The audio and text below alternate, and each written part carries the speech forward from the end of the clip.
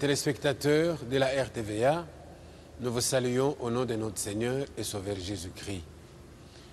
Sur ce plateau, nous avons certaines personnes, des sages, des anciens, ceux qui ont été dans ce message avant, de nombreuses personnes qui ont accepté ce message un peu plus tard. L'histoire se recoupe, l'histoire se reconstitue à partir des anciens.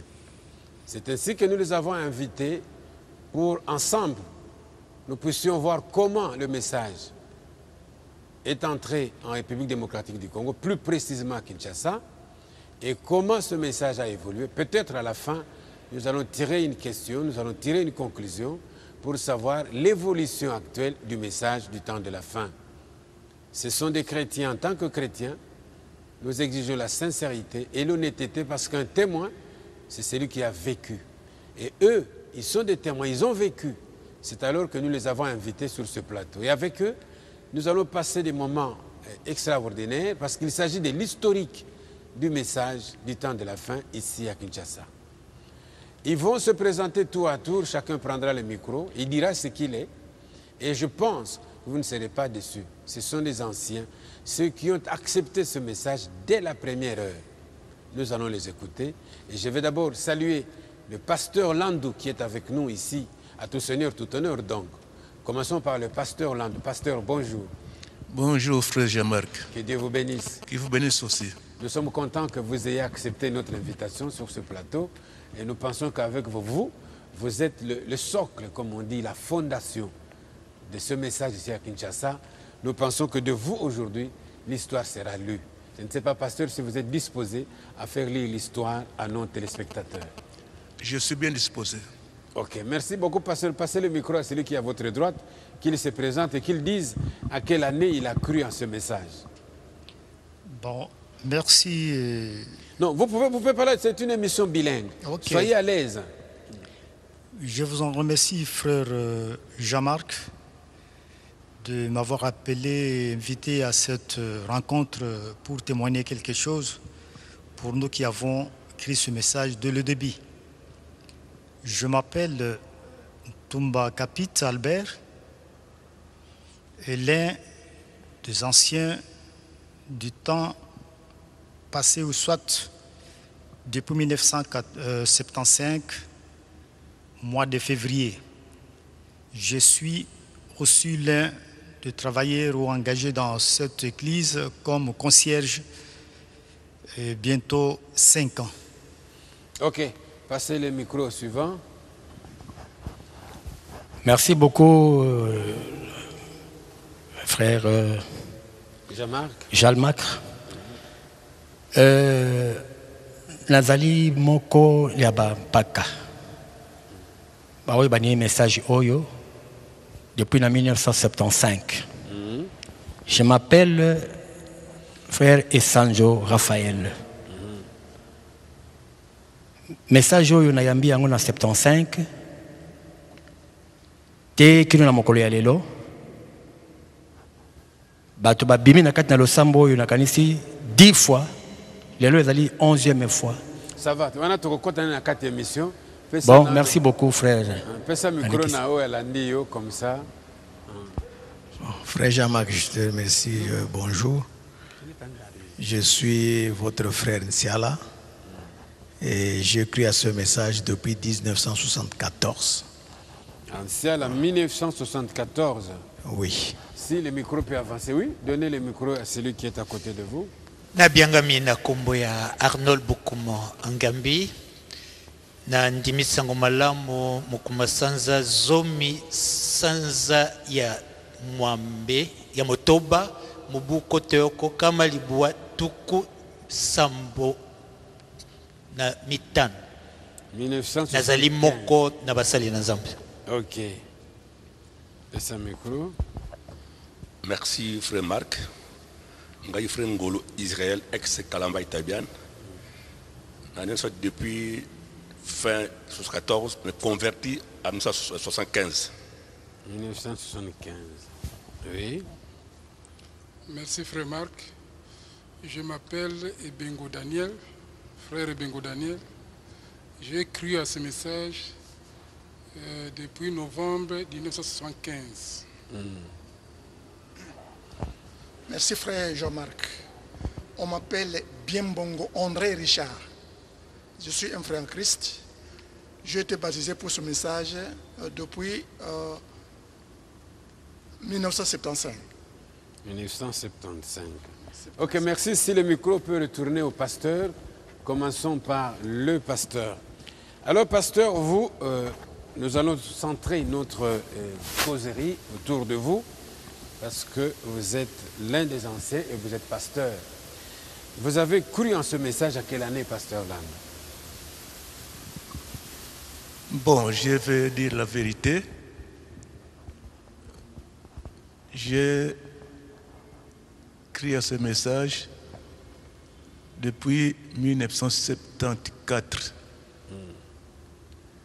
C'est au mois de février 1974 que j'ai reçu l'impact que j'ai ici, l'impact de révélation que j'ai ici. Personne ne m'a prêché le message.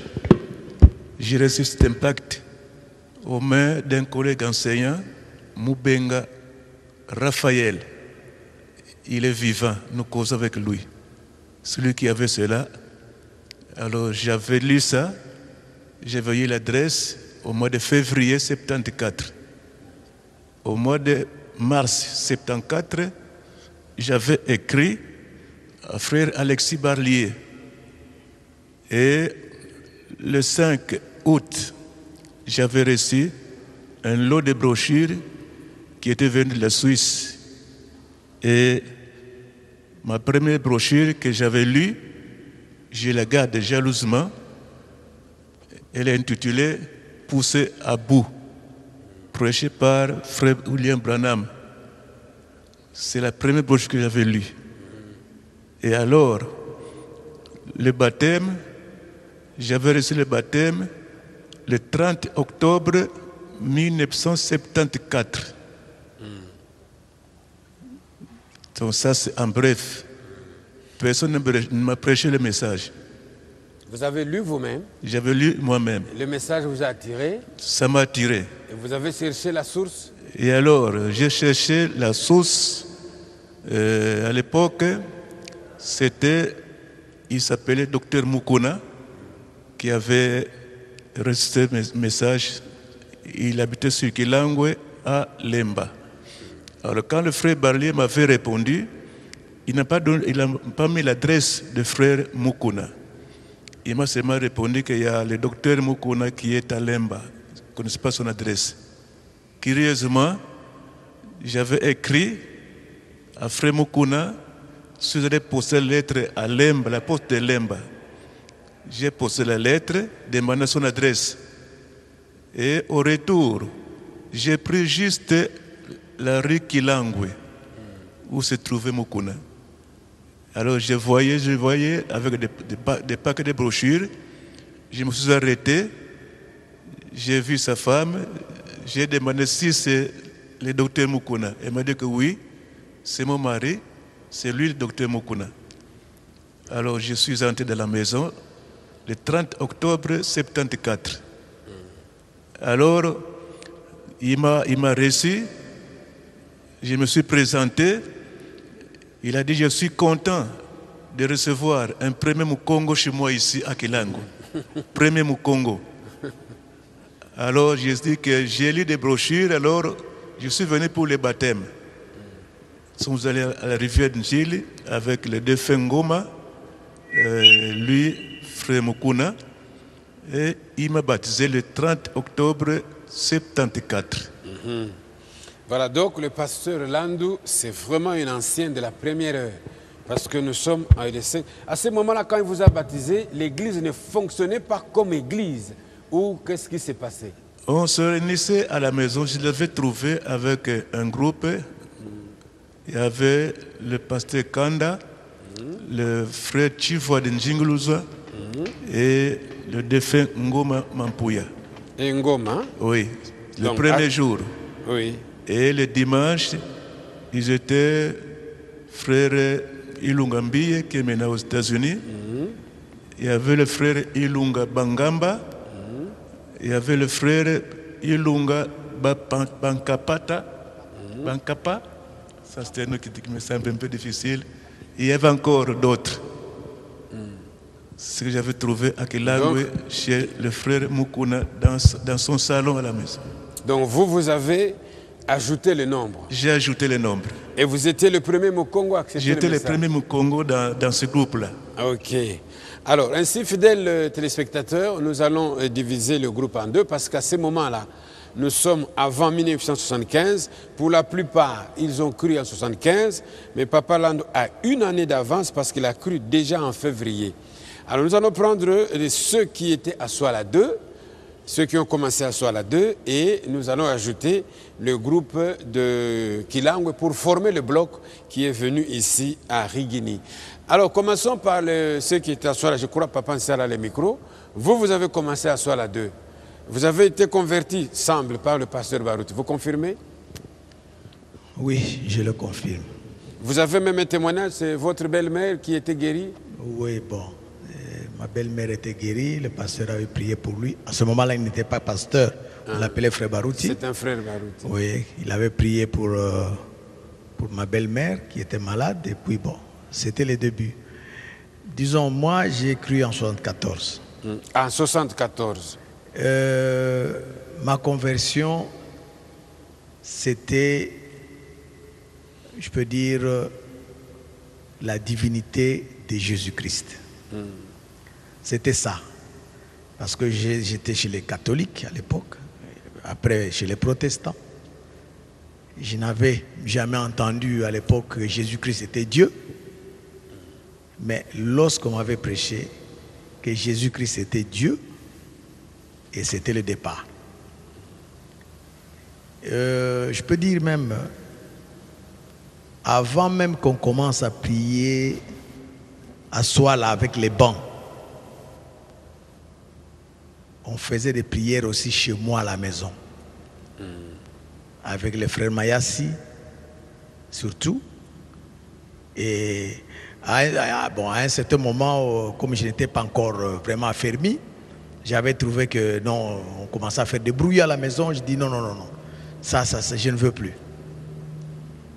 Donc c'est en 74 que j'avais cru.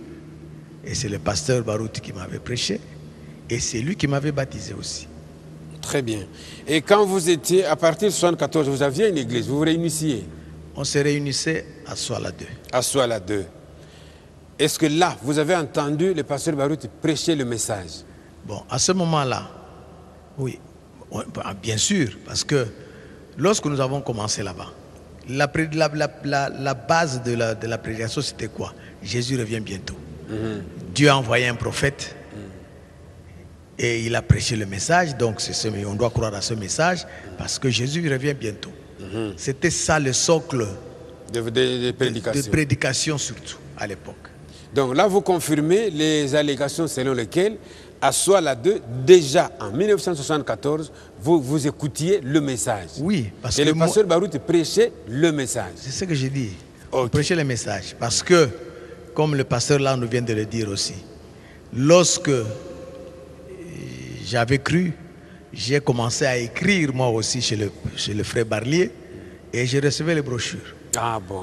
Donc, j'ai commencé à lire aussi les brochures. C'est que vous les connaissiez sur base des brochures que vous aviez, que vous écoutiez pendant les prédications. Oui. Ok, très bien. Vous étiez sur Soala 2? Non. Ah, Soala 2, Papa Isanzo, vous avez la parole. Alors, merci beaucoup. J'ai entendu mes messages en 1975. En ce moment-là, je venais de quitter l'équipe nationale militaire de football.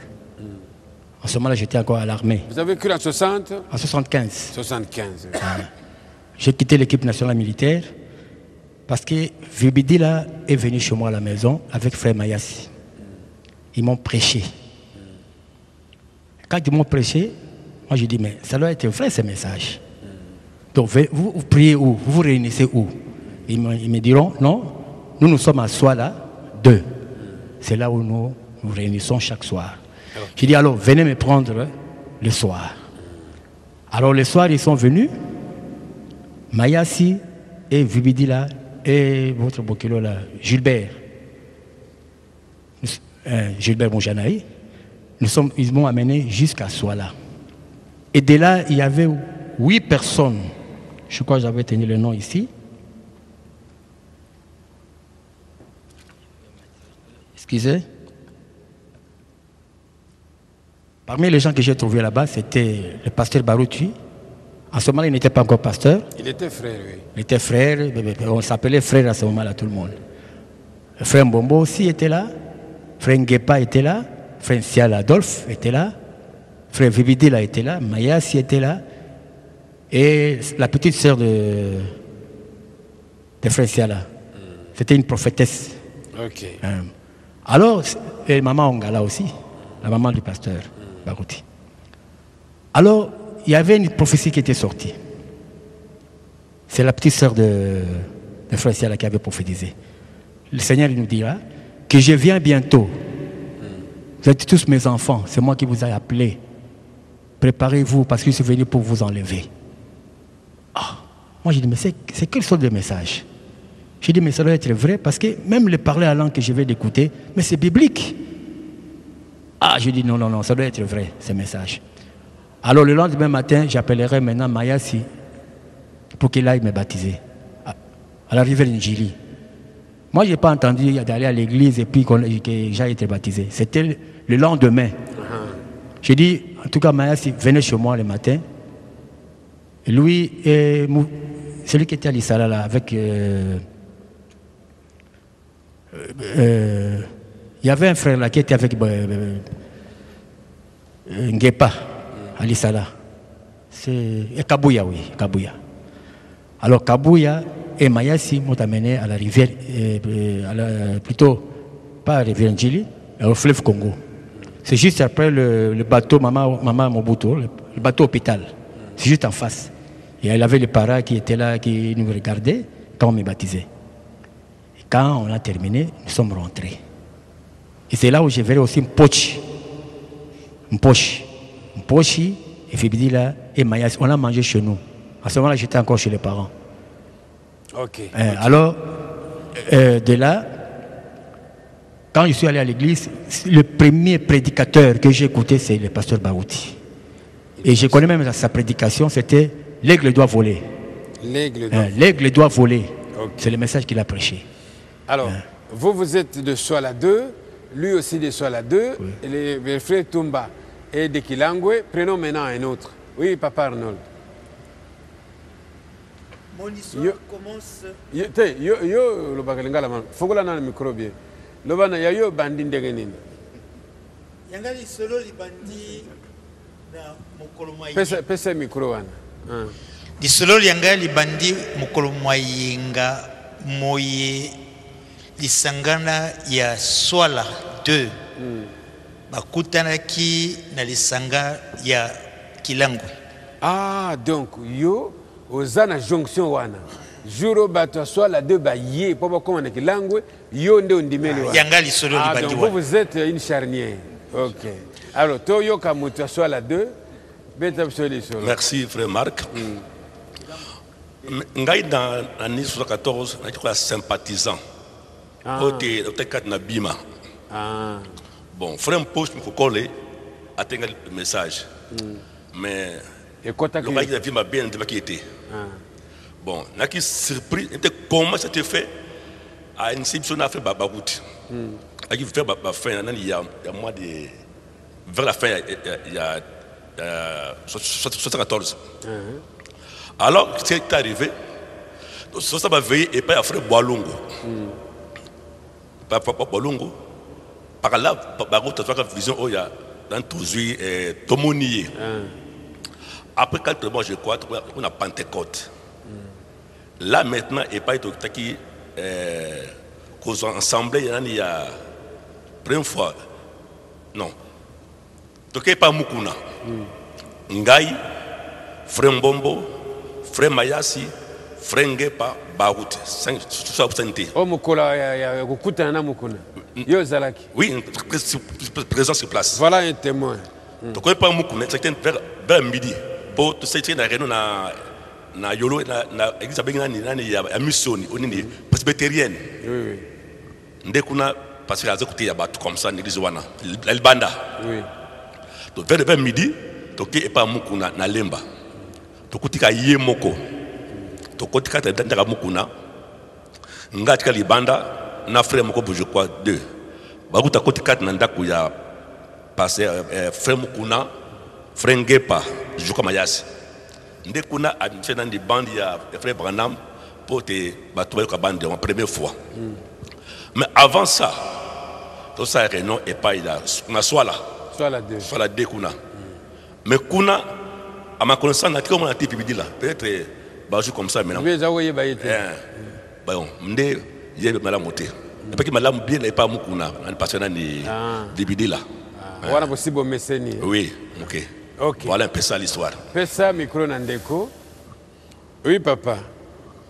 Papa Daniel. Oui, ngai na frère Ngolu na frère Bokuma tu prier na bima.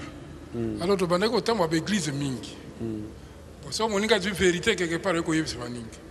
Bon tado ya bima beto ke bima ya prophète Obolia. Bokuma ça koto ki na message. Na monen soir aye na frère Baruti na grand frère na frère Moulamba na ye Bokuma bon ye bengo frère Ngolo tuvanda ki lupango moko na iba koti alors masolo to ko mingi ba prédication mingi na ba bima wana kaka ba some tout ça mais tango na yoko ka frère Baruti atei na oke simbiga pesa vraiment ndio au monde a yebisibiso divinité ya Jésus-Christ a yebisibiso te baptême c'est quoi la au nom du Père, du Fils et du Saint-Esprit, baptême comme au nom de Jésus la yebisibiso na ba acte tout ça vraiment ndaye ko yebisibiso to prier kana na Kilangwe bon tango na komi na Kilangwe na moni basi ba komaki déjà à peu près 22 ou 20 ou bien 22 personnes comme ça de na kotaki na ngai wana. OK. Papa Biembongo. André Richard. Oui, merci pour la parole. Ngai nazaki catholique. Ngai kufa na malade yaki grave autokomulela. Ayo si message pas bengo wana yako samba déjà. Baza déjà na message. Ba yeko aye pa na ngai ba sambeli na senti changement. Ngai pe na dinga wana il faut me ngana e pa ko sambela. Abi nengo me mona bima mais église bisa sika kuna baninga to sanga na message to kutana kana itaga et pas ba frère Bokuma wana to kombi kuna to kutela frère Poshi ba wandi ko teya kuna to kende ba campagne na kingasa na suka to ti campagne to y prière to y en courant comme des soldats de Christ ti to y dimanche to y kana Kilango to y kana Lemba donc groupe abandal ya groupe abandal ya swala na biso bato itaga to kokutana na Lemba mais motako te na Lemba pe motapenga baptême ya li passer Baruti. OK. Voilà, fidèles téléspectateurs, nous avons fait le premier tour de table. Il y a deux groupes, comme je l'ai dit, ceux qui ont cru à Kilangwe et ceux qui sont venus de Swala 2. Les plus anciens, c'est Papa Nsiala, Adolphe. Il a cru en 1974 à Swala 2. Et là, il confirme, il est là, qu'il écoutait. Et il a même cru au message du temps de la fin. Et les prédicateurs là-bas, il a vu le pasteur Baruti prêcher le message. À Swala, à Kilangwe, le plus ancien, c'est le pasteur Lando. Il a cru en 1974 et il a trouvé certains amis, les Ngoma, les Kanda, les Tuvwadi, les Ilunga et les autres. Si on peut donner le micro au pasteur. Pasteur Lando, est-ce que Bino Bozalaki na Kilangwe, nana zakoteya? Est-ce que Kilangwe, Muteya Zaki mingi frère Mukuna. Et ensuite, frère Chivwadi. Azakoteya mingi na Chiluba. Soka zui chere, wana bokanga sentire.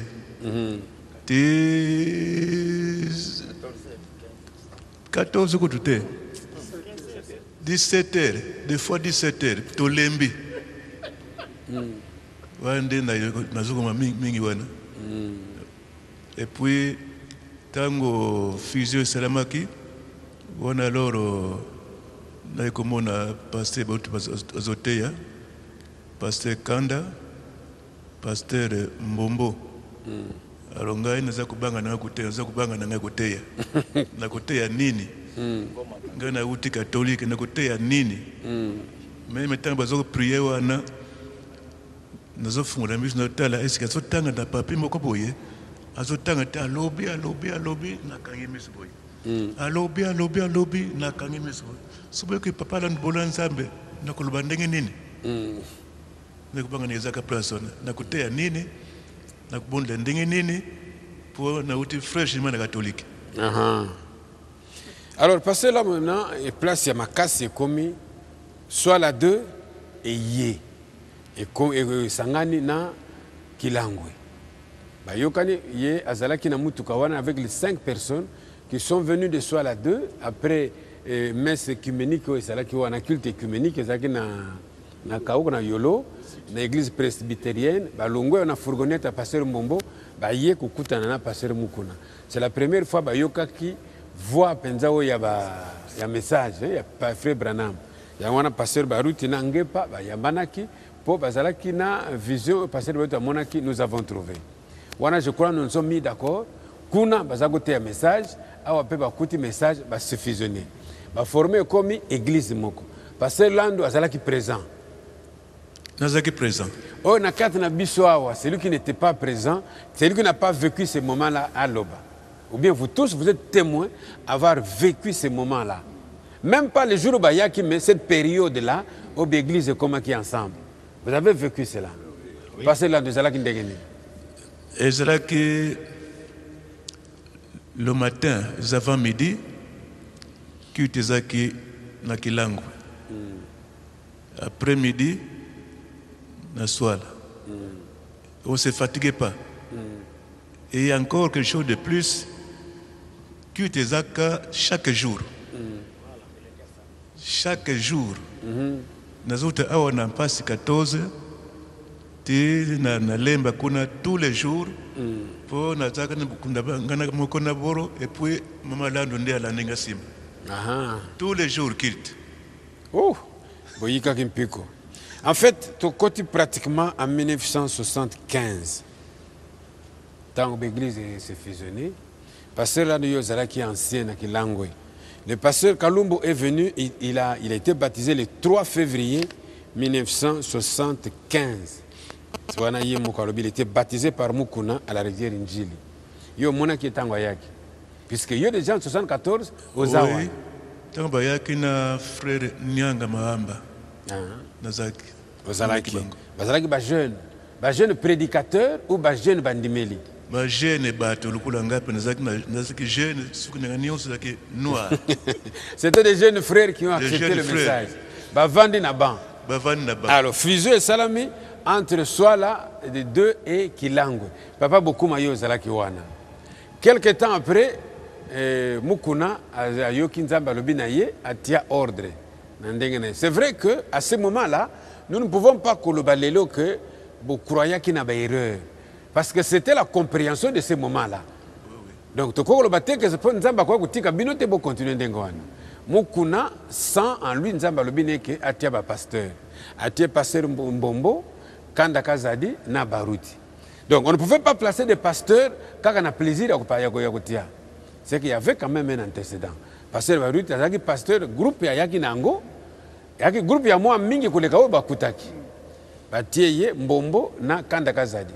Bango bato bazako prêcher. Yo lobi bazako banga na ko prêcher. Est-ce que ça na mutu musu bazako prêcher na lere wana? Lere wana on a mona kaka principalement Mukuna Chivwadi. Mutu ameka moke suso Kadima. Mais umilakate. Ba musu na nos bandimia ban. Biso bandima ban. Bozon di mamen. Nganzo banga na ngai. Pasteur Baruti azote bozon di mamen. OK. Pasteur Baruti azote un message. OK. OK.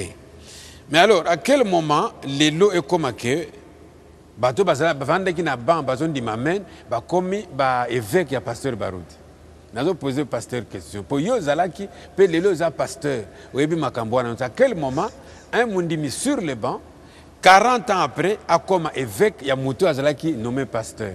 Bien que pour lelo argument comme nini oh mukuna azaki c'était pas scripturaire ou tiaba pasteur. Si c'était une erreur, c'est que erreur l'andi pe ancien. Les anciens eux aussi au batiaki ancien, zaki na même erreur wana.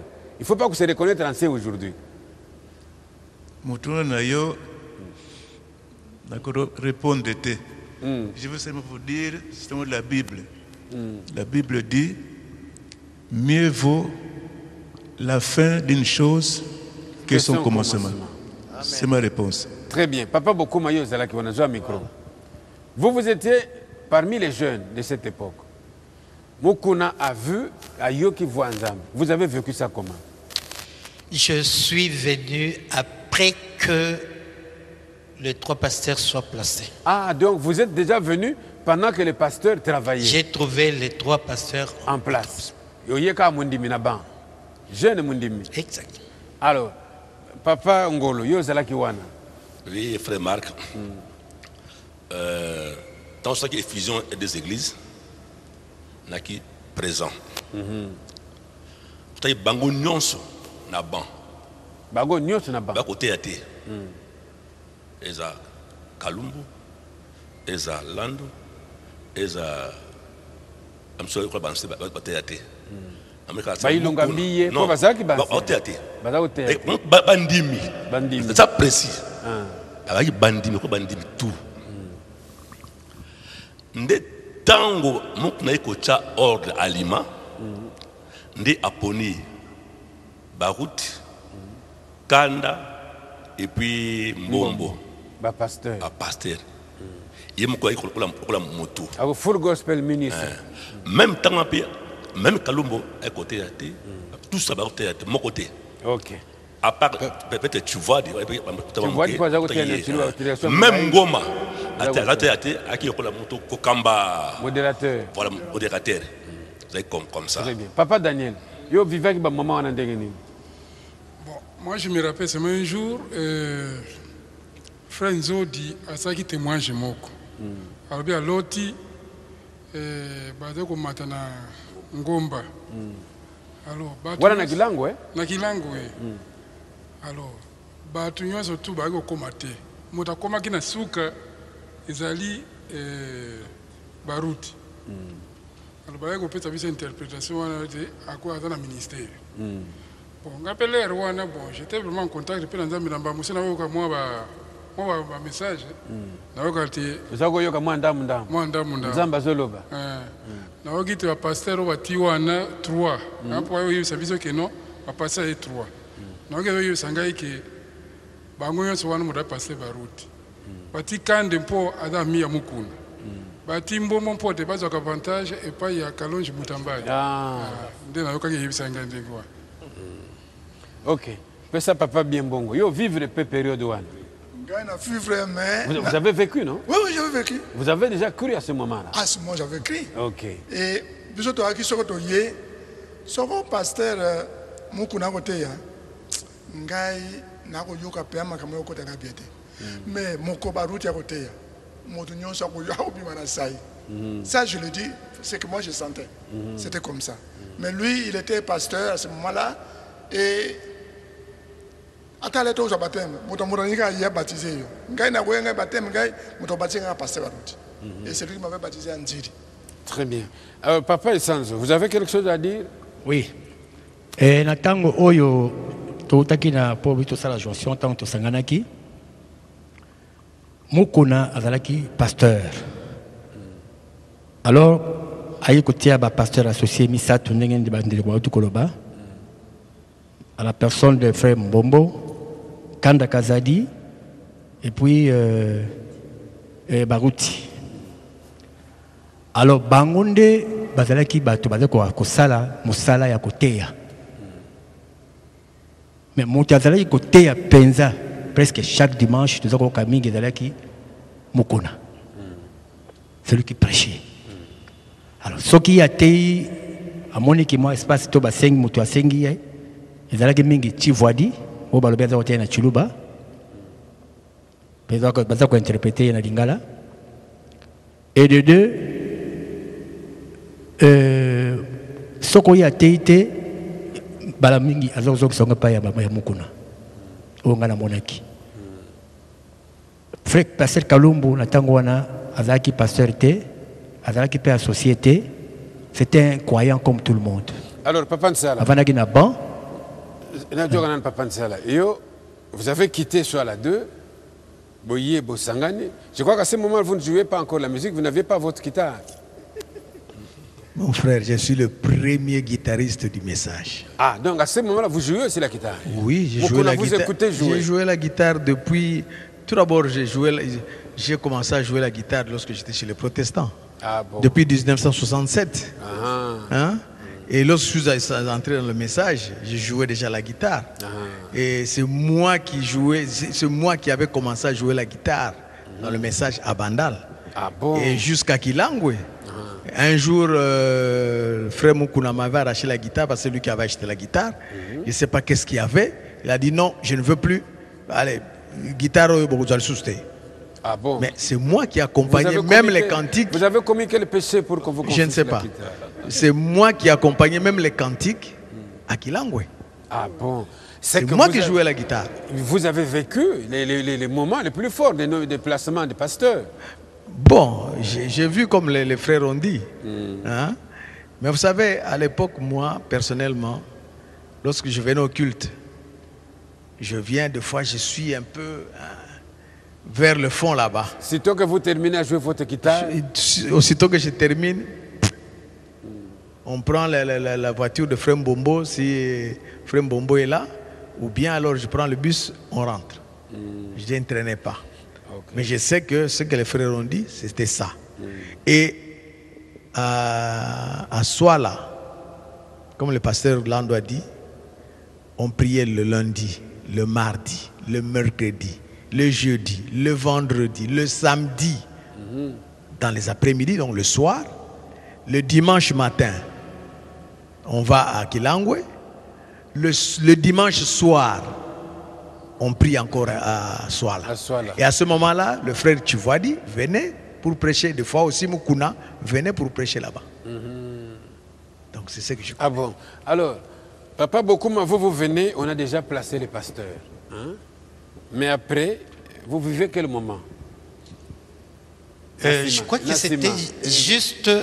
Tango naye Mundimi Asika. Omoni ba pasteur. Nakuti ba pasteur. Ovandi na ba. Nafandaki na ba. Nafandaki na ba lokola mutu nyonso. Mais bokesene na ngai bozalaki nini? Mukolo bakutani. Tango balongwe epai na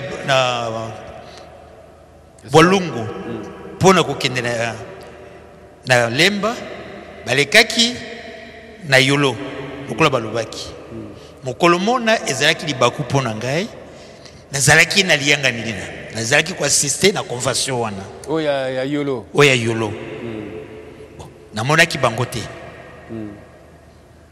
tellement nazalaki concentré naki kokutana na batei oyo baza koteya na Swahili. Alors pour moi c'était une découverte pour ememaki ngai kino na kobongola motema. Nasalaki wana poso mibale na bandi kolimbola kaka mutei moko wana na Swahili. Sima na yango nazalaki kolala pa na ye. Na longwe sika pona kende kotala mwasi na ngai na Itaga. Na kuti noko na ye poche a sili kotea mwasi na ngai frère Mbokoli na mwasi na ye. C'est quand tu kutani na bango na porte bazali kokende kozwa libatisi. Abi ngala yiko tala bino. C'est quand boza kokende wapi? Oh toke kozwa libatisi. To kozwa libatisi na bima. Oh wapi lisusu wana. Depoche abandi ko solanga moke ngala lubite yona bokilo na ngai makamona bino na zondi mateko. Lokwa na yepa na bino tikana ke dotika bino. Tomati bus na mbom na Kasavu ti na Ponjili. Toke kokuta mutuka ya pasteur Mbombo na oyo ya frère Mukuna. Mutotei biso kuna na mai. Ezali frère Mukuna.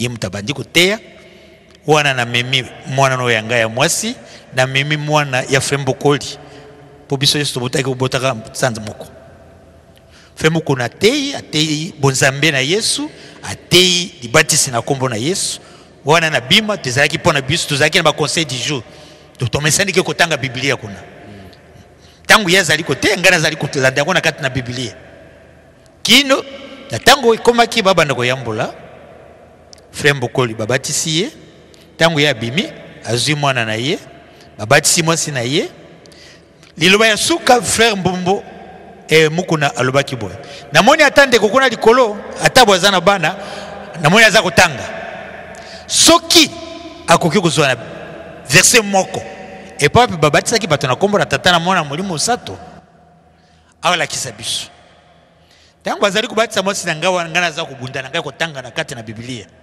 pona koluka esika wapi babatisaki moto na kombo na tata na mwana molimo sato na eko koma na suka na lisungi na experience na bikaki na Pentecote na moni ete ezali kama na sol tango mwasi na ngai pe abimi na mai na pesi ye mwana ngai pe bakei babatisi ngai to bimi to komi pa na frère mukuna bande ko mususu to zaki na bango ba matina mutuka na poche ba matina mutuka ya pasteur Mbombo biso babatisi biso couple me balewana to keiti na ndako na frère mukuna amati likolo akiti na ba brochure première série deuxième série exposé de l'âge oya beaucoup moko la révélation de Jésus-Christ ba na quelques brochures à frère Frank conseil du jour na etal écoute kingai na otiko raté 16e édition et examen d'état en 74 dans na classe T na sina bimaki pa na yaya mutaza kufutela nga classe donc je n'avais rien à faire je me suis alors mis à lire mais écoutez écoute histoire na yo eza kokene mais yo eza mundimi asika ba yo kote na kati ya bancien ndengene yo kandesika na politiku banda. Non, je préfère passer là à Zoanano. L'exception pasteur, bâtir trois pasteurs. Nasima quelques temps après, et yo comment on bâtir bancien. Na kata bancien yé pe akuloba. Kota kindenge ni fois yaza mundi merci.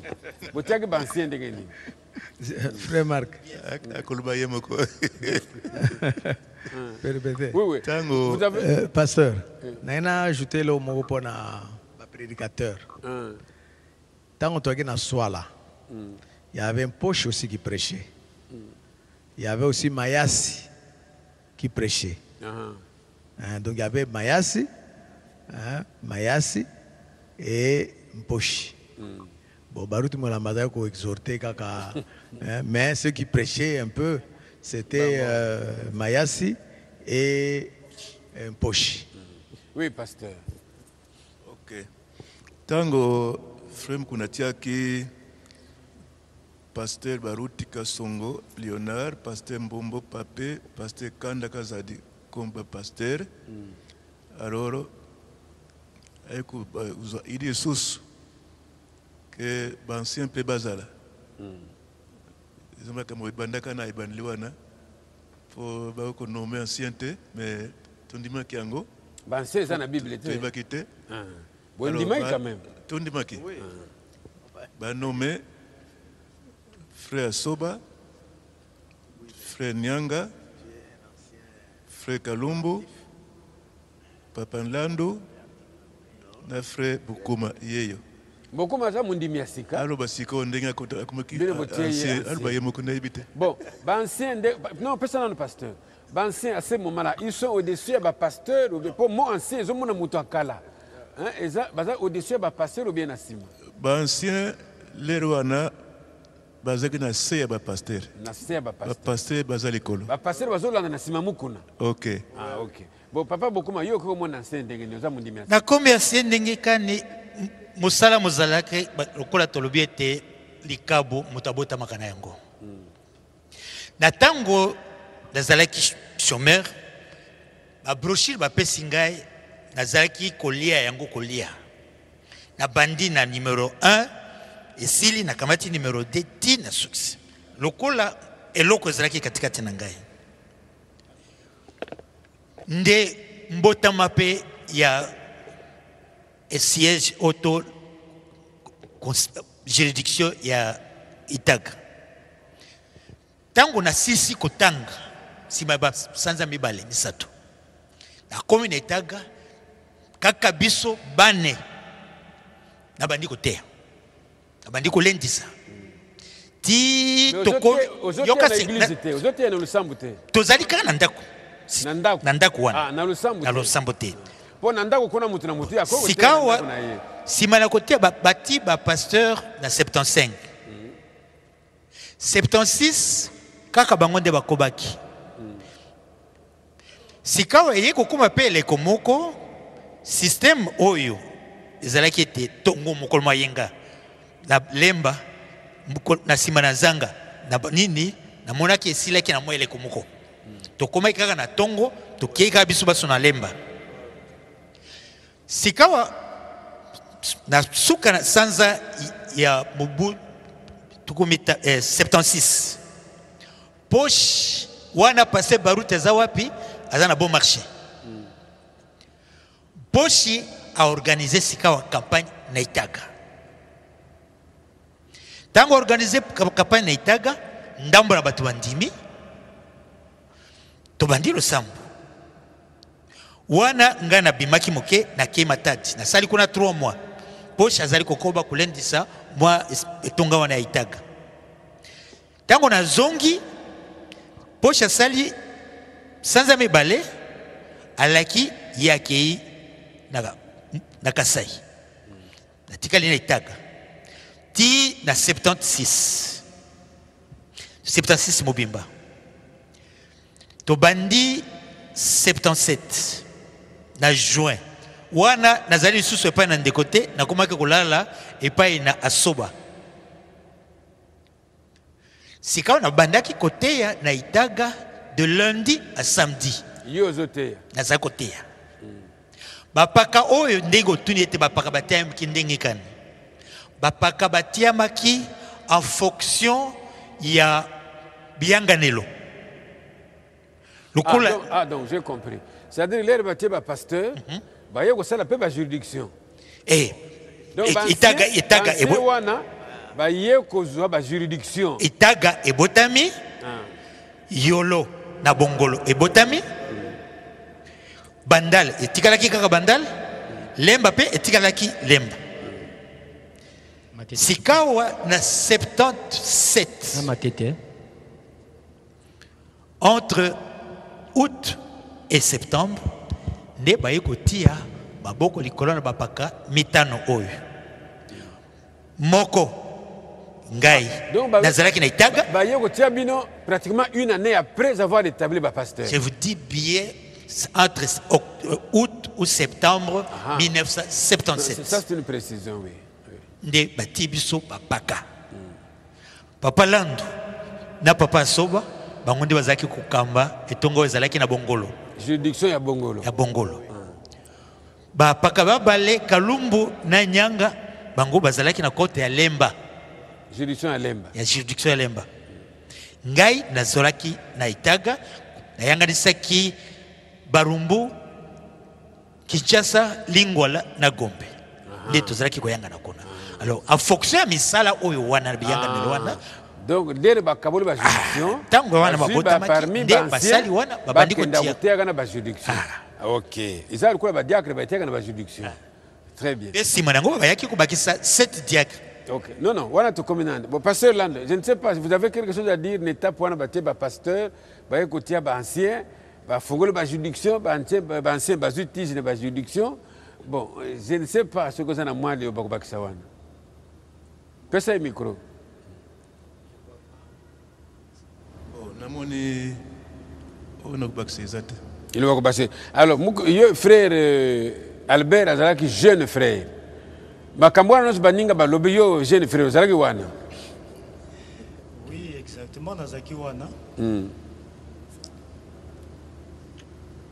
Parce que ngai na kinga moko.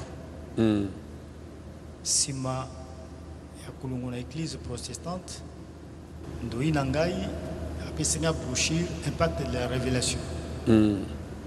Tanga sima na moniki ezaki vérité na lukaki ya memanga bipai wapi baza osangana Et ça là qui était mon dimanche, mon samedi à Kangai. Là qui est pas naïe, tu me maniti na lem. Et pas qu'on attend à Komaki, c'est vrai, na Koutaki à peu près presque centaines de personnes. Koutaki, Landou. Wana okotaki ba passer basi batia bango bancien basi batia bango. Basi bati ba uti kutia bango. Na ba diacre. Na ba diacre. OK. Donc wana yo ça jeune frère. Pesa micro na pasteur Landou. Alors pasteur, maintenant nous avons trouvé que ba passer batia bango si aujourd'hui on peut dire que mukuna révélation ya zwa ki wana ya kutia ba pasteur ezalaki scripturaire était la même faute a été dans le placement ya bancien. Parce que ce n'est vraiment parce que... Mais vous avez accepté ça, il n'y avait aucune erreur à ce moment-là. Pour tambola kanango bien, en torse mogo zalagite. Nasima, pour yo ko idée kutia ba diacre. Rôle nini ko pesa ki bango. Ba diacre oyo batiaki zama papina ngai na tanga.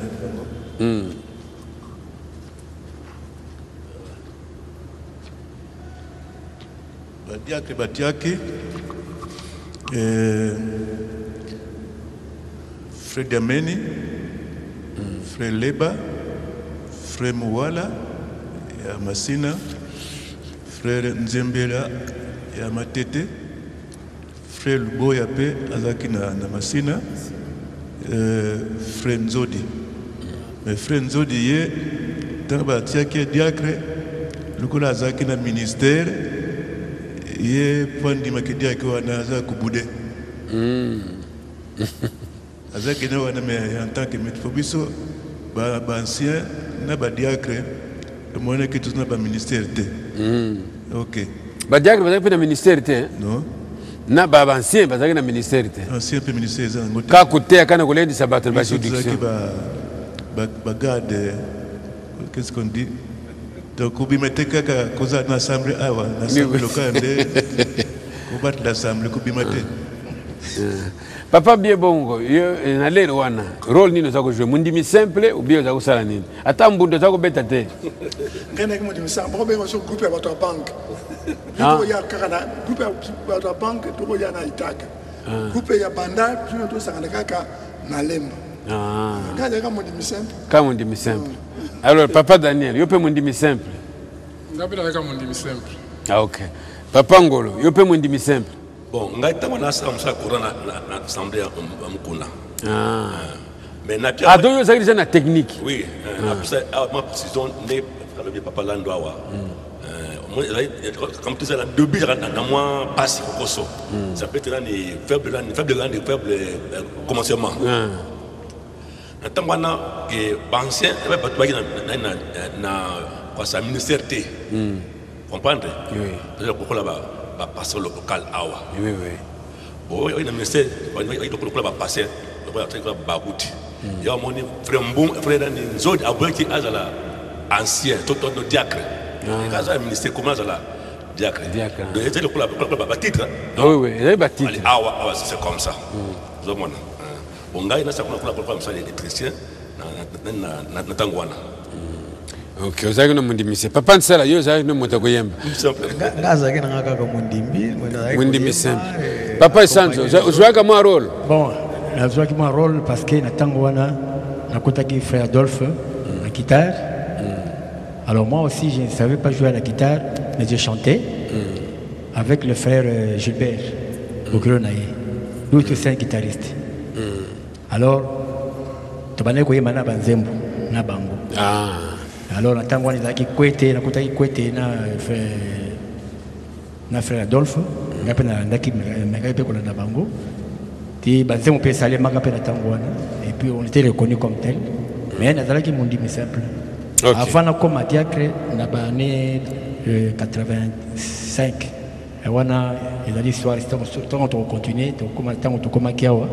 Okay. 6 ans après, fidèles téléspectateurs, les frères bien-aimés que vous voyez ont vécu dans la paix avec la structure que Mukuna avait imposée à l'église. C'est que Dieu était dans cette erreur-là. Pour erreur, il n'y avait pas de désordre. Viva qui très bien, c'est que Nzamba a une erreur. Alors, Papa là de Lubanabiso, pendant les 6 ans que vous avez vécu, comment le climat était? Donnez ça le micro.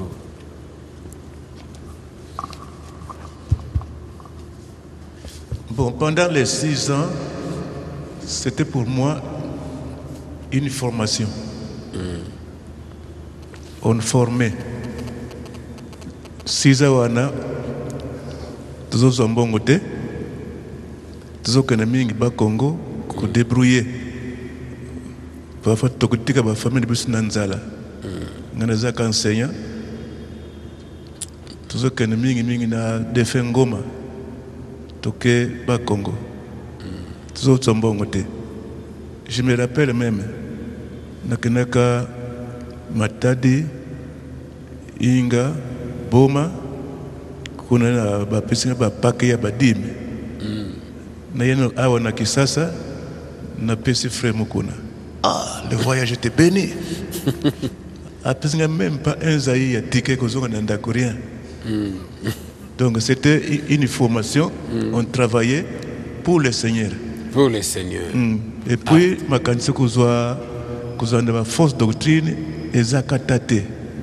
On s'appelait frères et sœurs. Et ce qui est ici, tous les personnes n'importe, tout le monde tous les personnes n'importe, ti na suka. C'est qu'on se connaissait. On se côtoyait. Il y avait la communion. En tout cas, il n'y avait pas de désordre. C'était dans l'ignorance, mais dans l'ignorance, mais dans la paix. C'était dans la paix. Joie. Or Dieu est dans la paix, dans la joie. Donc 6 ans on a pour nabiso ezaka formation. Ti to kukisaki 6 ans wana makamike meki ezana kanangote. Non, ça c'est humain. Oyo ya ndenge zo le kasikasiko oyo ezaka tamukete ata idemo kezakate. Justement parce que Lando bo vivre dans la paix, bo longwe, bo bimi, tout le monde connaît l'histoire, c'est qu'on a mataki mingi, bo komela kiye, ensuite après c'est une lettre, prenez votre indépendance. Bo longwe bo ye na rigini, na ba pasteur, na bino ancien, na ba diacre, prenez nos décisions awa grade nyonso et longwe. C'était ça je crois. Collégial, on travaillait collégialement. Donc conduite collégiale. Bon, frère Jean-Marc, recevez vos indépendances. J'ai encore une lettre ici. Oyo frère Mukuna à Komaki. Avant ça qui bis. Mukuna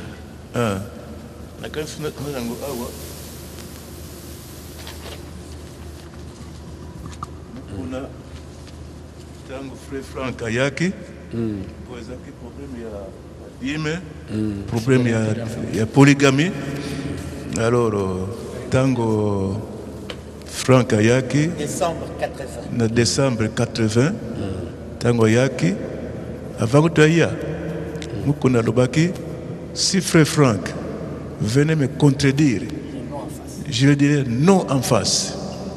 Je ne peux pas accepter quelqu'un qui vient avec 2 ou 3 femmes, Nabat Sabango, non. Et puis, dis, mais ça c'est ma propriété.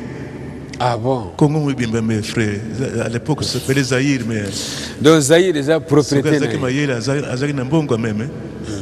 Alors, Mukanda Kumakiwana, Potango frère Franck Ayaki, a lumière sur la dîme, sur la polygamie. Alors, tu que c'est repenti parce que tous les liboso, ceux qui m'ont 2 ou 3 femmes, il faut aller les.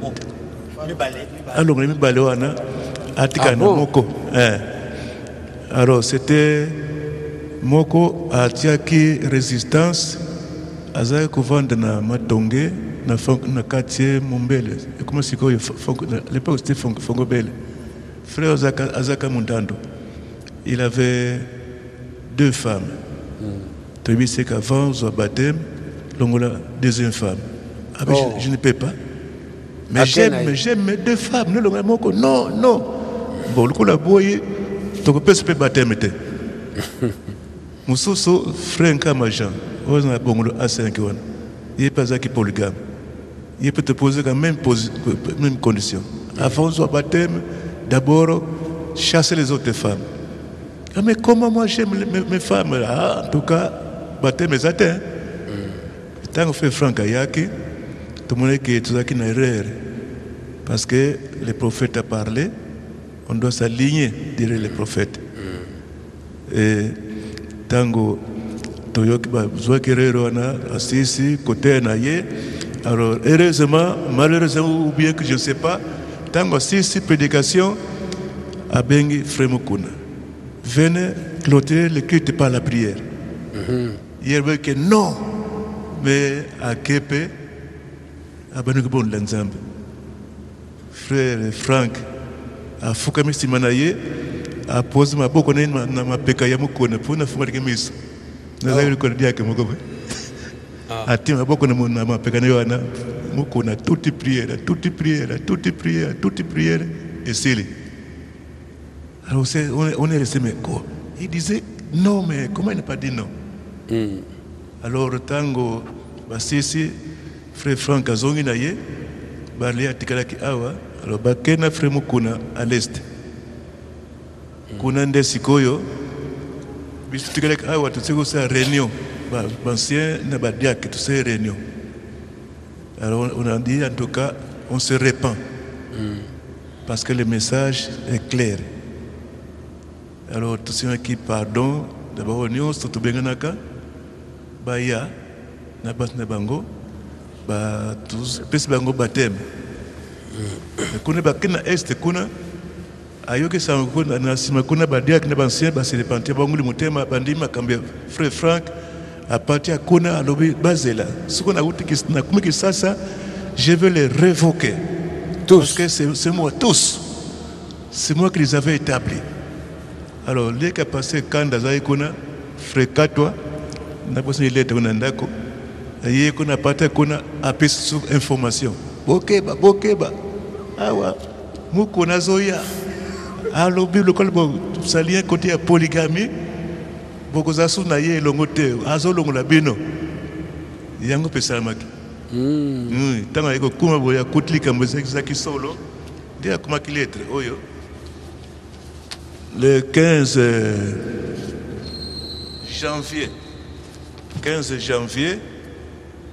1981. Donc, ce que tu as vraiment que avant de se biso, tout est à sauter. Tout est à te, tout vendre. Tu peux dire simple, n'a pas. Alors, tant que les lettres,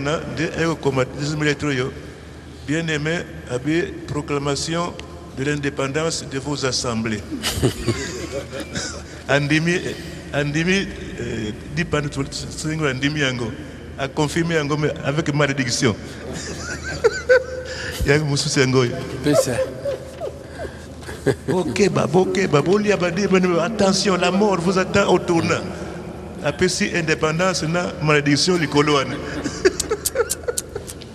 Proclamation de l'indépendance. Lettre Moulaï. Docteur Mukuna Chipouya ministre de l'évangile. Ok. Donc, pour te saluer, quand il y a un prophète, Branham, Albert Loro, ils sont comme polygame. Mais depuis, tout le monde est là, Mutumuka Baksibasi, Kantabiso, Azate. C'est comme ça, frère Jean-Marc, que même jusqu'à aujourd'hui, quand le prophète dit quelque chose, en tout cas, nous sommes derrière les prophètes. C'est lui que Dieu nous a envoyé pour nous donner la lumière. Alors, pasteur Nakangamina Yoka, c'est à ce moment-là, tant que nous connaissons l'indépendance, est-ce que la France est une division? Bon, la France. Parce qu'on vous accuse, vous tous, d'avoir divisé l'église de Mukuna. Exactement. Division ezali ozomona pasteur nayo azo na vérité azo soutenir parole nzamba azo confirmer na tango yo se rebeller no nzamba confirmer obimi na tango wana créer division. Mais autant tout le monde dit que Mutoyo a beau prophète. À s'accrocher à sa propre compréhension sur la polygamie. Or que lumière est un message. Tu vois comment on a vraiment que ça c'est dangereux. On s'est réunis le 4 janvier 1981 de tout ça qui est réunion. N'a pas pasteur Kanda. te comment que lettre oyo ya excommunication to livrer mukuna à Satan bine bo livrer ye to livrer ye akufa ki un livret à se repentir te donc ce que tangi ba lettre oyo to comment que wana c'est que to pesa ki na ba signature union c'est na ba signature c'est ça na ba ancien na ba dia que to signer kiango donc wana za division te ye mutabengani biso nous sommes d'abord ezaki na kilango epa na ye tant tukumaki nombreux tukineki na côté à foire pa ya beau-frère na ye ekolo wana za ya ndeko ya mwasi na ye alors kilango lupango na ye moko kuna epa ya beau-frère na ye abengani biso moi to biso to piquer ezate non fa ça prendre biso la position en faiblesse moi to piquer ezate to bimaki alors tozongi ba foyer wana parce que na mukando wana a supprimé ba foyer de prière ba foyer de plus de foyer de prière Bandal Bongolo Yitaka Matete Lemba biso nyonso na Lemba ce que vous oubliez que dans l'église alors tournez votre tête vers l'assemblée vers Lemba. Donc tournez votre fenêtre. Alors bien là, mais c'est pas na kilango wana. On se m'a pas me écouter na kilango. On dit que ça c'est faux. Alors tu reprends de feuille de prière avant de commencer. Ok. Voilà, très bien. Pasteur Lando, vous êtes ancien, fidèle téléspectateur. Toutes ces lettres, nous les avons. Si vous pouvez les avoir, vous pouvez les voir. Mais elles sont toutes bien écrites aussi dans le livre Baruti Kasongo, un homme de Dieu confirmé. Tout ceci s'y trouve. Pasteur Lando, Bolongo Kuna, Boye, Bokomi Kotoyo. C'est vrai, déjà que moi passe, Bokomi système collégial qu'on dirigeait. Est-ce que vous avez reconnaître qu'il y avait un Belge qui était venu, qui s'appelait Roger Gibson? Vous reconnaissez Yango? Oui, oui. Allo Bakini. Il y a que voici votre pasteur. Ezaki avait besoin de travailler collégialement. Parce que yo penalé rwano zana kata groupe bagangi. Tout ça qu'on a groupe bagangi. Soit des bagangi. Groupe bagangi va se diriger l'église. Vous va se diriger. Pourquoi ancien azate passer azate. Ancien azate groupe moko boye. Collégialement. Yo zangana ale Roger Gibson. Alors il y a outil Belgique à partir kuna suka zoke visa ni no na ibite ayaki. Ndia lubi que nzamba tindinga yawa. D'abord lubi que l'épouse de Jésus-Christ est remplie de vers intestinaux avec le Cambouana. Va faire ton épouse. Alors, nous avons tindinga yawa pour que Pasteur Nabino Azali Baruti Kasongo. A présenté. Vous présentez l'église? Il a présenté l'église. Ah, il a présenté Pasteur Baruti. Nanakat Nabino Azali présent. Ba témoin, voilà. Frère Daniel wana si akei, papa yé déjà wana keki sangani. Papa beaucoup yo zalaki pété. Yo aussi déplacé. Papa bien bongo zalaki. Ngai wana kembe étude na Lumbashi. Ah OK, classe. Donc ba tikali siko to continuer le solo na groupe ya papa Ngolu, pasteur Lando, frère Albert zalaki. Poto ko le mariage na yo zalaki mariage kuna na kilango. Oui, pasteur zana loba, zana parole.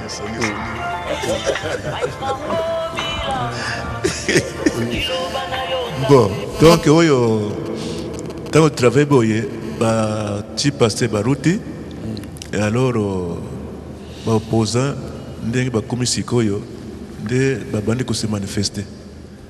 Nous avons 6 ans à Lemba, tout ça bien.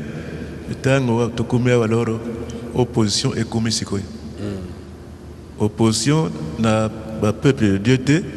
Mais quand Nabiso yo bino groupe bagangi wana quand groupe bagangi wana opposé bandi alors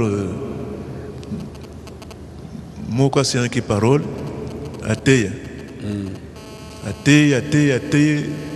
c'est pour détruire oyo Roger Sali tant si Moussous peut remplacer pour détruire oyo Roger Sali exact On peut le faire nous-mêmes sur place ici. Pourquoi un étranger fait ça? Pourquoi? Tellement que au procès que ma casse, alors passé Barouti a démissionné. A démissionné. J'aime démissionner, j'aime la paix. A démissionné, mais il n'est pas sorti de l'église. A démissionné, mais avant de Naban. Avant de Naban. Parce qu'il y a démission et sortie. Oui, oui. Ok, mais deux choses là. Deux choses différentes. Il a démissionné, mais avant de Naban. L'église est continuée. L'église est continuée. Frère Essence, c'est là qu'il est, frère Roger Gibson. ezalaka lero wana d'abord na kozonga moke na oyo posaki question tango tobimaki pa moko na benganaki biso tango moko na bengani biso na tango wana déjà frère Ndunguna apesaki déjà biso terrain oyo mais wana tokena on tozala on n'est pas moko na mais il y a ça pesaki terrain pour l'église comment que déjà moi monnaie bato bakiyaki moi 1000 place ezaki soute alors tango tozaki na église oyo ya mwasi ya famille ya mwasi ya mokuna. Ce jour-là, c'était un dimanche. Akamati Mananga a tiré comme conducteur. Chose où ils allaient cater. Qu'est-ce qui se passe? Mais où sont les autres? Le pasteur là n'était pas là. Avant, il y a une place naïe, une place naïe, Barouti, une place naïe, Mbombo, une place naïe. Mais où est le Cameroun? Après, lui, si ma yalo sam bao nyos balingi batem ngai moko donc on baptisé kana bi oh to makambo comme suri alors tant to bimi pasteur obi courage à pasteur ala bien tout le monde la banda cet après-midi mutumbo utikala wa biso nyos aza ko yebisa ba nyos ali yebisa alors ko kenya la biso ne yango parce qu'il nous avait chassé. Il y a division. Il y a Bengani Neko Bengana. Malgré cela, tant que Bengana qui biso, tu vas nous supplier. Quand les pasteurs étaient témoins. Parce que c'est quoi est comme un groupe de frères. Je vois que le pasteur n'a pas sali compromis na parole. Bah ko bimane église, bah ko sala église mususu. Par rapport à bino sala ki kuna ko kana ndengo wana. Non, eza ndengo wana parce que oyo baso bima sala exam on a division. Au Kabul, le Sambo déjà, ils déjà en ordre. Oyo Kamati Bato, la Kati, le Sambo, c'est une division. Ok.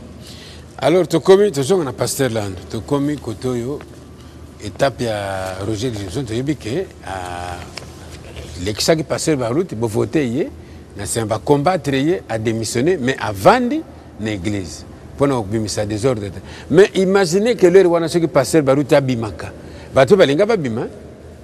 Oui, je me bim, et belé. Batassoa là, les gars, on a bango.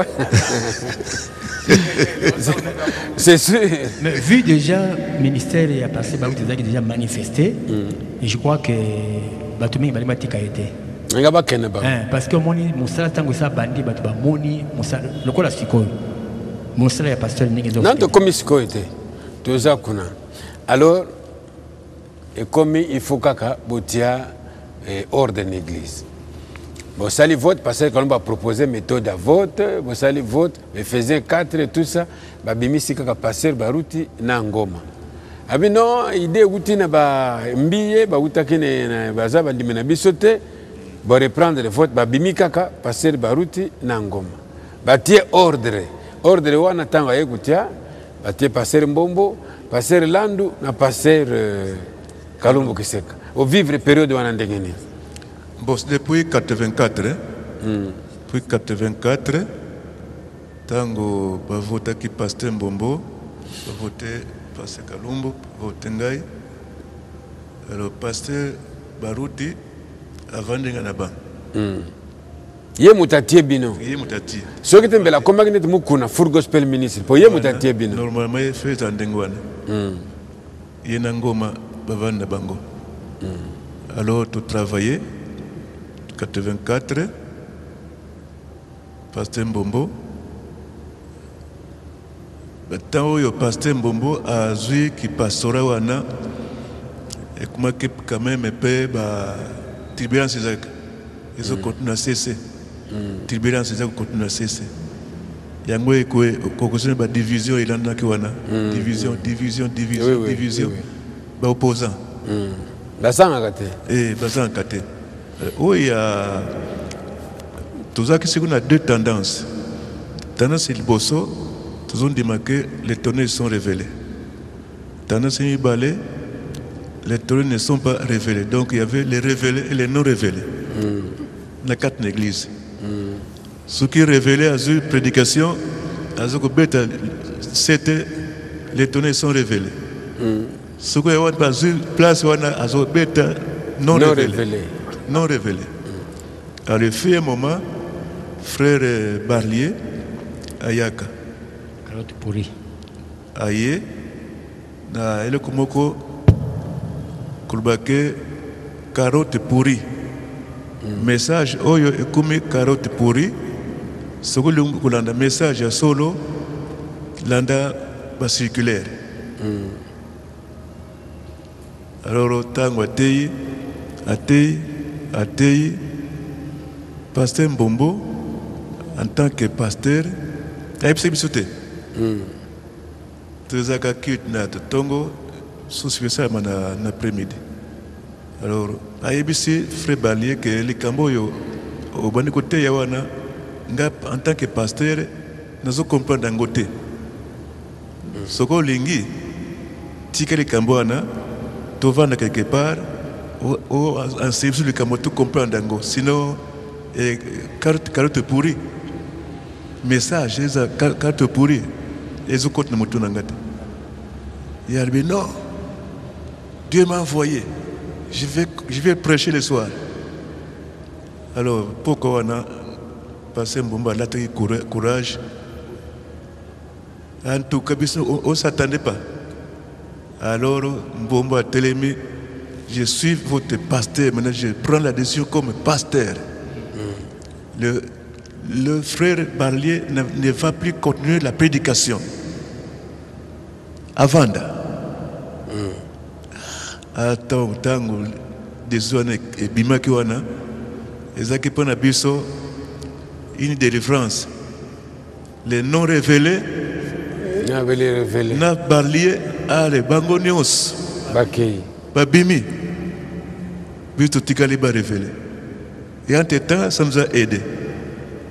Parce que parmi les non révélés qui sont partis, il y avait beaucoup de divorcés et remariés. Alors, pourquoi vous laissez ces hommes-là du haut de la chair prêcher? Divorcés, remariés. Pourquoi? Tant que Babimaki Balandi, Barlier, alors Bangonioso, Bakei, Totiga Sikakabiso, c'était une solution. Donc, division de Banakati, de Kuma, no, il y a 90. Mais il y a 90 pasteurs, c'est comme si, bien moi, vous préparez Kiyango. Pour frère, à prêcher, d'abord, un boutique là qui est en mingi, personne n'a réagi. Pe makambazo teya ezalaki bon disons lelo ezali ba contrefaçon et bino na pasteur na bino ba société personne n'avait le courage de se lever de dire devant l'église que makambazo lo beza faux kaka mukolo mususu pasteur Mbombo azoka moi courage de bon tolo ba courage ba courage ba na mbwengi po aloba et yindi saki église. Donc bino vous consommez le fait que muteya zako teya wana il vous a crucifié mutumuka po zako ba bozana ministère te. Oui. Bon, makambo ya nzambe zaka keba. Izaka keba. Peut-être nzambe azomema ko s'opposer brutalement ko extrémiste kende vraiment malembe. Boketi na suka. Na utaki Brazzaville na décembre on 89 na utaki Brazzaville. Naye na côté de Gnabiso abandon enseignement sur l'adoption. Tout ça qui est un comité, il y a tuna qui mutuna. Quel est le but que vous cherchez à atteindre dans cet enseignement que vous donnez? Alors, vous comprenez que si on était comprendre. Oh non, c'est seulement pour que nous ayons la même compréhension que partout au Kozala, on peut répondre de la même manière. Petit au convaincre je voyais que c'était une division qui les préparait. Oui. Soudainement. Bon, on n'a pas rien de vous wana toko iba pasteur Mbombo que keba mutoyo azosa musalama la muté. Mais pasteur Mbombo zaki mutema munene atiki. Oh non, je crains ce qu'on a vendu ici, bakubima diviser Suka petit mbelline église. Finalement l'oro est comme qui fatal. Voilà. Sinon donc, on s'opposait. Parfois, citation moko, vous avez prêché ça, mais voici le message. À Tangi, oh, je veux voir ça.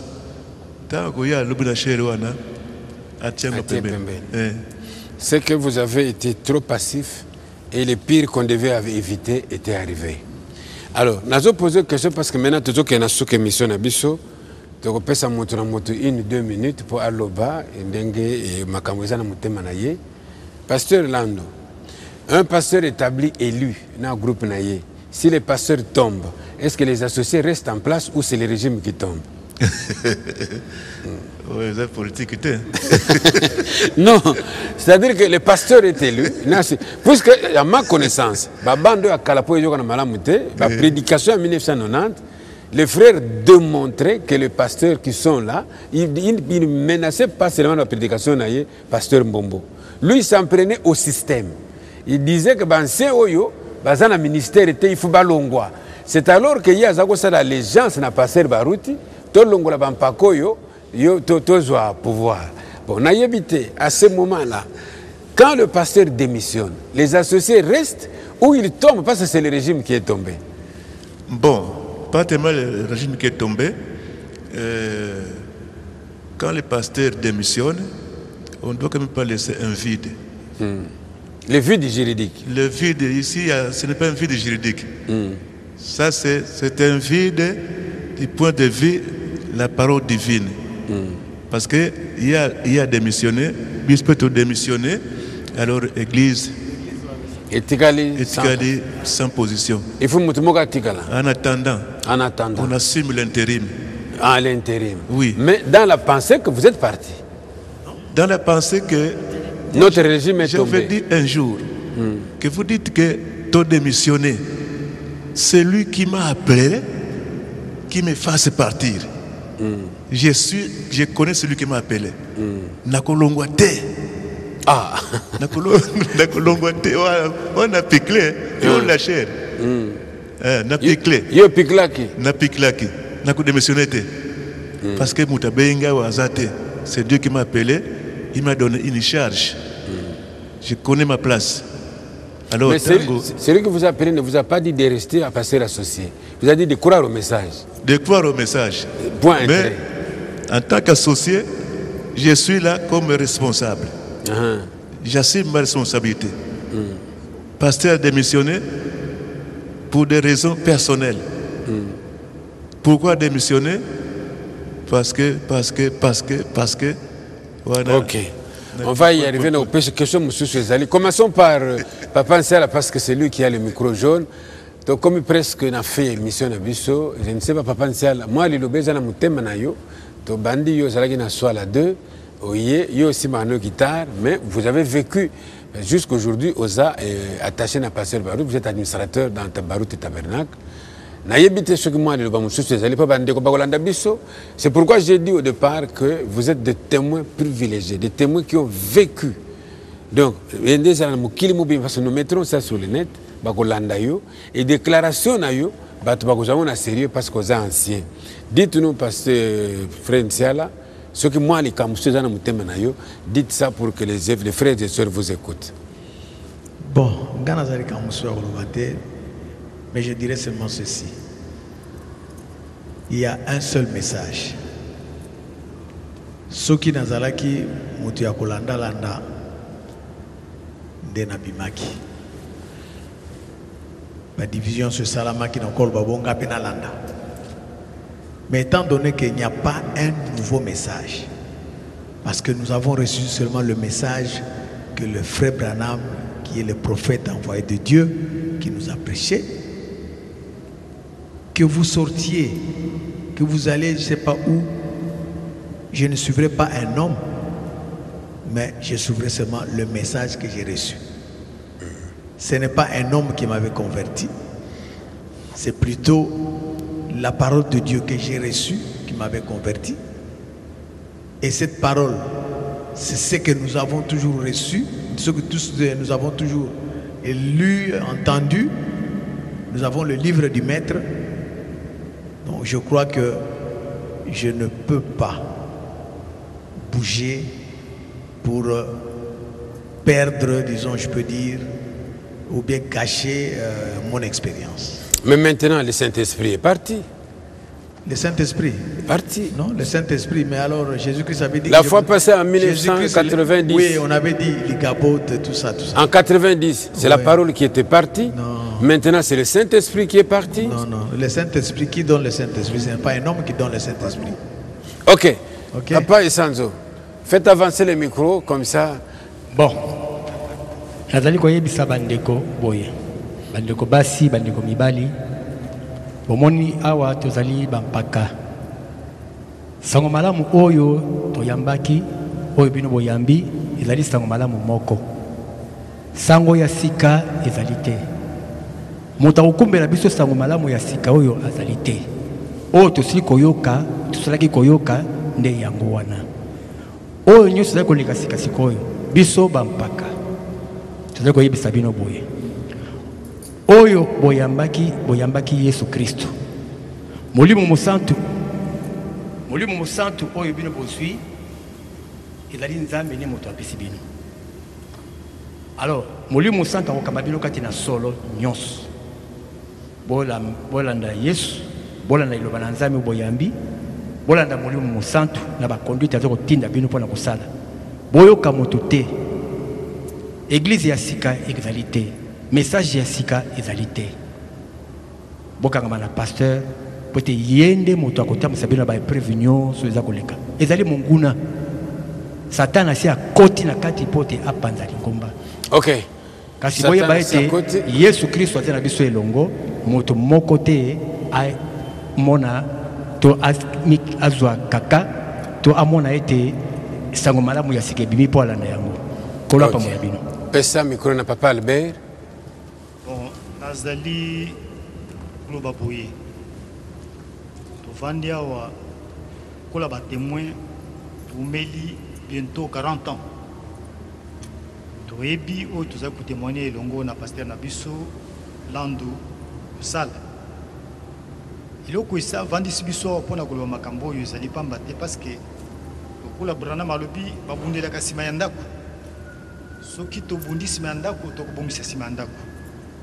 Le problème ekomeli biso lelo ezali ete moko na biso akimi sima ya ndako aye libanda akriye bato nyonso bayoki mokili mobimba. Tout comme siko bokolanda biso parce que likambo mosende kona biso asali abimi libanda. Il a contourné une iota de la parole de Dieu. Soko baluki sima ya parole de Dieu, ezali kala deka ya monde ezokolobisa biso ke tokoka ko témoigner oyo to bandaki nango oyo to vivre na moment tozokobika. Eloko ezali ete moko na moko aza kolanda biso aza na confiance epai ya pasteur oyo nzambe a confirmé apesi biso na zeli ya mulimu na masu ye a témoigner na vie na ye ezali ko prouver que réellement azali serviteur de Dieu. Ok. Katsa micro na yo epai ya papa Bokuma. Papa Bokuma zwa micro. Pesa pasteur oyo ya yo wana. Liloba na so ya suka lobeli. Liloba ya suka lezali liye. Sakoli alobi na biso soki ozwi moto ya memi bino na molimo mosantu. Moto oyo wana azana makoki na koma na biso na lola. Biso tondimaki po tokende na lola. Soko tozwi molimo mosantu. Ezali po ete mema biso na lola. Moto ya memi biso na molimo mosantu. Tokutangwa na ndenge kani. Miso na biso ezali pa na epo to yebi ete azali komema biso na eloko to bimelaki na kati na mangomba ezali po ete tonotola. Tosi tozwi yango. nzambe akoki kobikisa biso lelo te mpo abungisa biso lobi. Très bien. Papa Ngolo. Merci frère Marc. Pour l'engagement de Boye. Ce qui m'a dit pour te battre, comprendre le message. Pourquoi? Après sortir à frère Mukuna, l'esprit de collégien, et tes anciens, à la ministère, passer un barout à ordre, na frère Mbombo, frère Ngoma, toujours la même idée. Avec les bateaux dans le ministère, batcha ordre 4 dans l'église. Ça tant que ancien, avec il y a Bissoa, le ministère le local, pasteur local.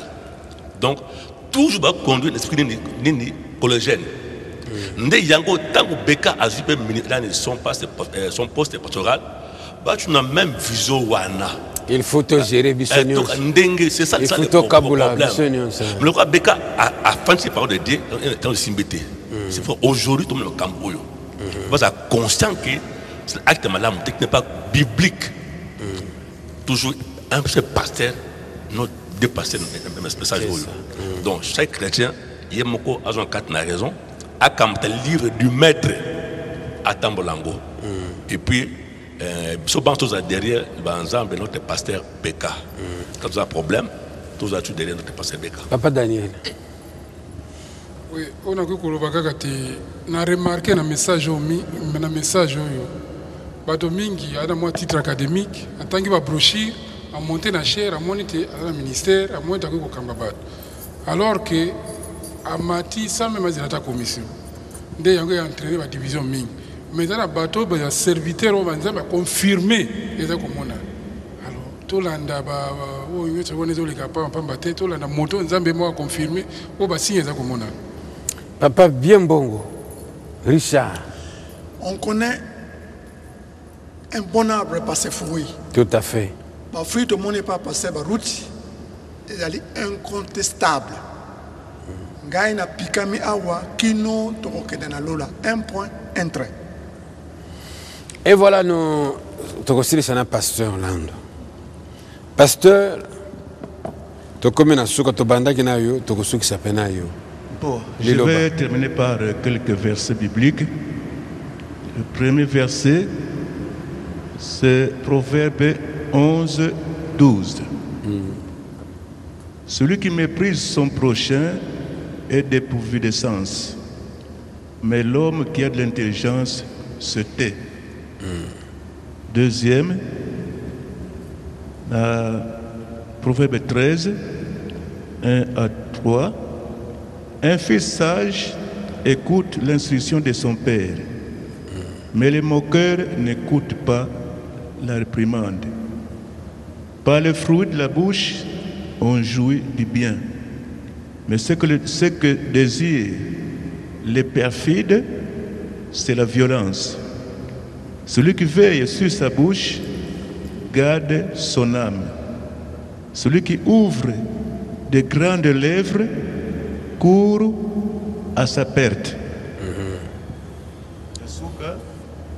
C'est un proverbe 18, verset 10.